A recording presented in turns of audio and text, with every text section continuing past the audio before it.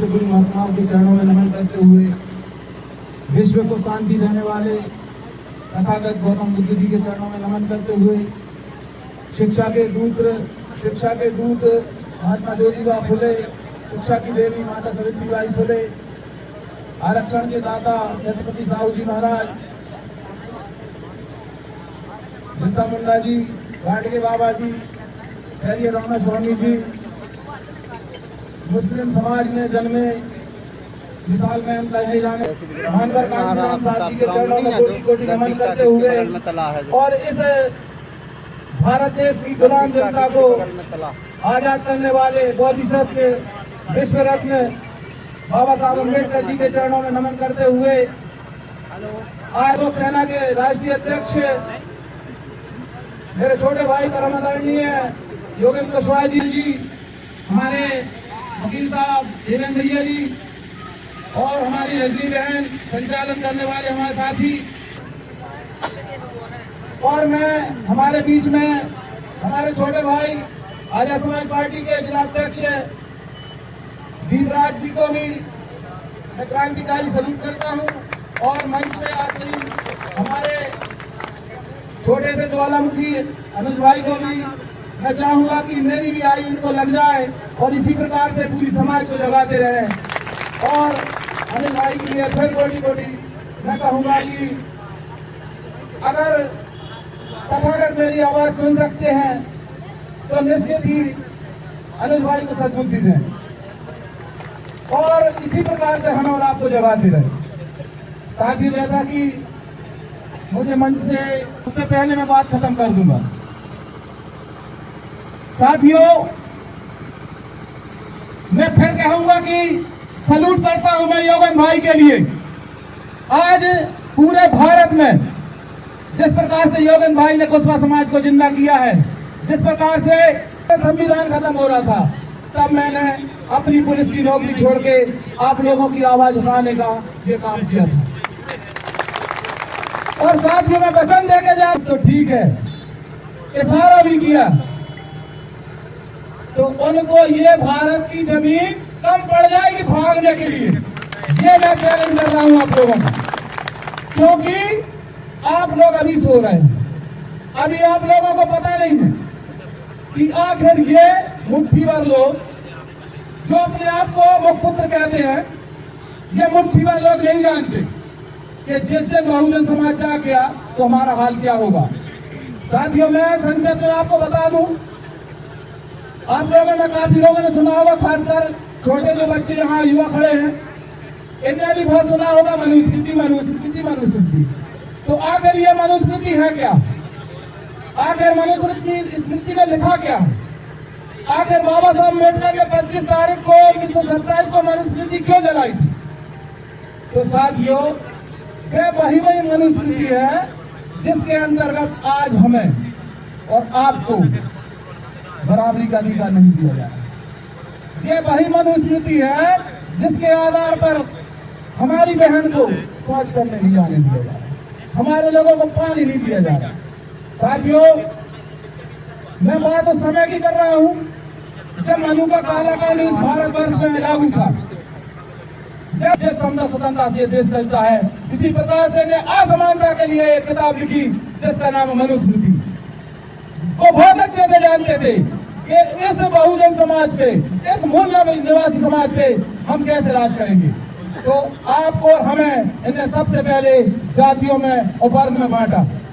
सबसे पहले हमें और आपको 6443 जातियों में बांटा और बांट के क्या कहा गया कि चमार कहरा में बसोर से बड़ा, बसोर कहरा में मेहनती समाज, दलितों को, आदिवासियों को और मुस्लिम को अपना छोटा भाई नहीं मानेंगे तब तक ये मुट्ठी भर लोग आप पर हम पर अत्याचार करते रहेंगे। हमें स्वीकार करना है उन्हीं की बात को। हम नहीं कह रहे कि हम सूत्र हैं, लेकिन हमें स्वीकार करना होगा कि हम सूत्र हैं। हम सूत्र हैं। भैया हमें ब्राह्मण दिख रहा, बनिया दिख रहा, ठाकुर दिख रहा, लेकिन हमें ओबीसी नहीं दिख रहा। हमें सूत्र, हमें चमार बसोर मेहता दिख रहे। तो ओबीसी भी सूत्र है, मैं ये मंच से कह रहा हूं उनके अनुसार, लेकिन हम सूत्र नहीं है। हम अशोक सम्राट की औलाद हैं, हम तथागत गौतम की औलाद हैं। हमें यहाँ गुलाम बनाया गया। हम इस देश के शासक थे और इस मंच से मैं फिर कह रहा हूँ कि अगर आप लोगों ने साथ दिया और बाबा साहब अम्बेडकर का संविधान बचाया तो हम फिर शासक होंगे इस देश के। तो साथियों, मैं बोला ही बताना चाह रहा था आपको कि जब हमारे लोगों को पढ़ने लिखने का अधिकार नहीं था मनुस्मृति के आधार से, अगर हम कोई भी शब्द का उच्चारण करते थे तो हमारी जिभ्या काट दी जाती थी। जब हम किसी गुरुकुल के बाद से निकल के कोई शब्द अगर सुन लेते थे तो हमारे कान में लगाकर सीधा डाल दिया जाता था और हमें बेरा कर दिया जाता था। वो था मनु का कानून। लेकिन मनु के कानून में भी जो नहीं लिखा था वो मनु की औलादें कर रही इस समूह में, इस मध्य प्रदेश में। पूरी मनुस्मृति में कहीं सोच के लिए मना नहीं किया गया, लेकिन ये हरामखोर सोच के लिए मना कर रहे हैं, सोच को भी नहीं जाने दे रहे हैं। तो ऐसे लोगों का क्या करना चाहेंगे आप तो करोड़ में बैठ के फिर मनुस्मृति लागू करना चाह रहे क्या? बताए, लागू करना चाह रहे क्या? तो आप लोगों को अगर मनुस्मृति से बचना है और इन मुट्ठीवार हरामखोरों से बचना है तो साथियों हमें और आपको एक होना होगा। हमें उस मनु के कानून को उखाड़ के फेंकना होगा। और साथियों, सबसे विडंबना की बात यह है कि ये जो दमोह है और इस दमोह में अगर आप लोगों को जानकारी हो तो परे परे सबको जानकारी होगी। पटेल, इनको शर्म नहीं है कि आज पटेल को मां बहनों पे अत्याचार हुए। यहाँ के सांसद कौन है? भैया राहुल गांधी जी। यहाँ के हमारे जो कहते हैं ना, आप लोग अपनी भाषा में कहते हैं उसी भाषा में बता रहा हूँ कि एक गृह मंत्री भी है। गृह मंत्री जानते होंगे आप लोग, लखन पटेल। तो इनने भी फोन किया, इनके लोगों ने भी फोन किया मेरे योगेन भाई को कि भैया वहां नहीं जाना। अरे भैया कब चाटुकारिता करोगे?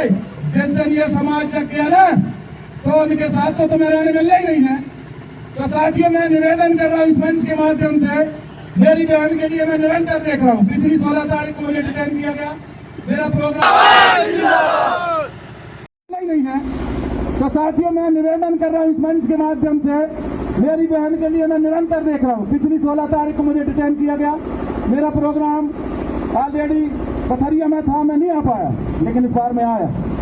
और यहाँ जो मेरे सामने 8-10 माता मैंने बैठी हैं, मैं इनसे निवेदन कर रहा हूँ और खासकर अनीता बहन से भी निवेदन कर रहा हूँ कि अपने हाथों से अभी इसी वक्त एक चूड़ी निकाल के दे मुझे आज एक चूड़ी चाहिए सभी बहनों की यहाँ पर। और वो चूड़ी हम इस प्रशासन को भेंट करेंगे, इस प्रशासन को भेंट करेंगे और कहेंगे कि तुम कैसी वो महिलाएं हैं। अरे ये सरकार है जो तुम्हें क्या दे रही, तुम्हें सिर्फ आदेश दे रही। अरे एसपी साहब, कलेक्टर साहब, तुम्हें ये सरकार सिर्फ क्या दे रही? आदेश, वेतन तो ये दे रहा है ना। तो आज आपको चूड़ियां स्वीकार करना पड़ेंगी ऐसे हमारे ज्ञापन के माध्यम से। अगर साथियों आप लोग तैयार है तो मैं निवेदन करूंगा हमारे इस कार्यक्रम का संचालन करने वाले योगेन भाई से कि हमें एक चूड़ी की जरूरत है। एक बहन ने हमारी उतार ली है, बहन ला ये चूड़ी आज भेंट करेंगे। अगर वो हरामखोर गिरफ्तार नहीं हुआ, मैं मंच के माध्यम से कह रहा हूँ, मैं मंच के माध्यम से कह रहा हूँ कि अगर उसने, अगर पुलिस ने उसकी गिरफ्तारी नहीं की तो ये चूड़ियां देख लें, ये चूड़ियां भेंट होगी। तो माई के लाल की बात कर रहे थे, तो बेटा माई के लाल से भारत चल रहा है, तुम्हारी भीख मांगने से भारत नहीं चल रहा, समझ गए ना साथियों? ये हमारी बहनों ने हमारे प्रशासन के लिए चूड़ियां दी हैं। अगर योगेन भाई इनको भेंट करे उससे पहले मैं चाह रहा हूं कि उसकी गिरफ्तारी हो जाए। रूप नारायण मिश्रा ही ना, रूप नारायण हम मिश्रण हो या तिवारी हो, उनकी गिरफ्तारी हो जाना चाहिए। साथियों, काफी वक्ता है, मैं अपनी वाणी को विराम देता हूं और मैं चाहूंगा कि एक भी बंदा यहां से हल्के ना जाए, चाहे आज लाठी पड़े या डंडे, सबकी गिरफ्तारी हो। हम जेल भरने को तैयार हैं, लेकिन हम चलेंगे साथ ही। इन्हीं शब्दों के साथ जय भीम, जय भारत, सम्राट अशोक जिंदाबाद, जिंदाबाद, सम्राट अशोक जिंदाबाद, जिंदाबाद, जिंदाबाद। की खातिर कब तक चुप्पी साधोगे कि नारी सम्मान की खातिर कब तक चुप्पी साधोगे? जन जन में आक्रोश भरा है, नेताजी तुम कब तक भागोगे? एक तरफ सरकार नारी सशक्तिकरण की बात करती है, नारी सम्मान की बात करती है, नारी स्वाभिमान की बात करती है, नारी स्वाभिमान की बात करती है और लाडली बहनाओं की बात करती है, प्यारी बहनाओं की बात करती है, और दूसरी तरफ अनीता कुशवाहा जैसी बहनों के साथ अमानवीय कृत्य, अनाचार, अत्याचार पर चुप्पी साध लेती। यह दोगलापन नारियों के लिए हमें कतई स्वीकार नहीं। मैं कहना चाहता हूं मोहन सरकार से कि ये 1500 रुपए लाडली बहनाओं को प्यारी नहीं है, उन्हें अपना मान सम्मान, इज्जत, आबरू प्यारी है। कि जब जब मोहन डरता है पुलिस को आगे करता है। यहाँ तक तो ठीक था, अब मुझे यह भी कहना पड़ेगा कि जब जब नारी रोती है मोहन सरकार क्यों सोती है। तब कहता हूँ कि ओबीसी की नारी सम्मान की खातिर कब तक चुप्पी साधोगे, कि नारी सम्मान की खातिर कब तक चुप्पी साधोगे।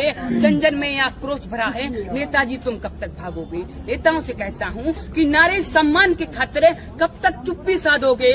जन जन में आक्रोश भरा है, नेताजी तुम कब तक भागोगे। अरे जन जन में आक्रोश भरा है, नेताजी तुम कब तक भागोगे। मुँह में दूध जमाए बैठे नेता, कुर्सी ना छूटे अपनी राजधानी में। जाग उठो ए युवा शक्ति, अब तुम आग लगा दो ऐसी मनमानी में। जाग उठो ए युवा शक्ति, अब तुम आग लगा दो ऐसी मनमानी में। मान सम्मान स्वाभिमान से ज्यादा किसी को मान नहीं सकते हैं। हमें देश धर्म माटी माँ बहनों के खातिर चुप्पी साध नहीं सकते हैं। बच्ची से पूछना चाहेंगे आखिर स्कूल छोड़कर आज इस आंदोलन में क्यों? क्या नाम है बेटा, ये बताओ पहले तो। दामिनी सह कुशवाहा, कहाँ से हो ये बताओ। बेलखेड़ी। स्कूल छोड़कर आज आंदोलन में आई, आखिर वजह क्या है? चूड़ियाँ अच्छी नहीं लगती पुरुषों की कलाइयों में, चूड़ियाँ अच्छी नहीं लगती पुरुषों की कलाइयों में। मर जाते हैं लोग अपनी बहनों की भलाइयों में। घुट घुट कर रो रही अनीता कुशवाहा तन्हाइयों में। क्या हिम्मत ताकत खत्म हो गई कुशवाहा समाज के भाइयों में। बहुत अच्छी बात कही है, देख सकते हैं साथियों। और क्या कहेंगे ये बताइए। कुछ नहीं। बच्ची थोड़े क्या है, शर्मी हुई है, छोटी है और नादान है, काफी बात कह दी है। कार्रवाई करवाने के लिए हम बोल सकते हैं। देखो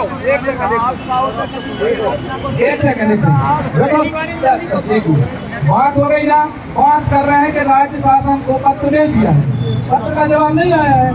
तो चलो ठीक है, अब लड़ाई अपनी पुलिस से नहीं है, कलेक्टर से नहीं है, एसपी से नहीं है, अब लड़ाई हमारी मुख्यमंत्री, ठीक है ना। अब इनसे हम लिख के ले रहे हैं कि बीजेपी क्या कार्रवाई कर रहे हैं, कितने दिन में नोटिस का जवाब आ रहा है और नहीं आ रहा तो भैया गाड़ी चलाएंगे मुख्यमंत्री का। रोकता है और कौन हमें जेल भेजता है, ठीक है ना। अभी आप अपना ज्ञापन और जवाब लेके। अगर ये मर्द होते तो अभी तक काम कर देते 1 महीने में।